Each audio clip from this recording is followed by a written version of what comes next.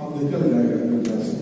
मैं इस दुनिया में रहने के लिए योग्य नहीं हूँ, बोलते ओ ग्रेन ऑफ सैंड यहाँ से निकल जाएगा और एक एक करके सब ग्रेन ऑफ सैंड निकल जाएगा। तो क्या होगा? ग्रेन ऑफ सैंड इसकी जरूरत है। ऐसा है हर एक व्यक्ति का कंट्रीब्यूशन, आप सबों का कंट्रीब्यूशन के कारण आज इस दुनिया के हाथ में उपस्थित है।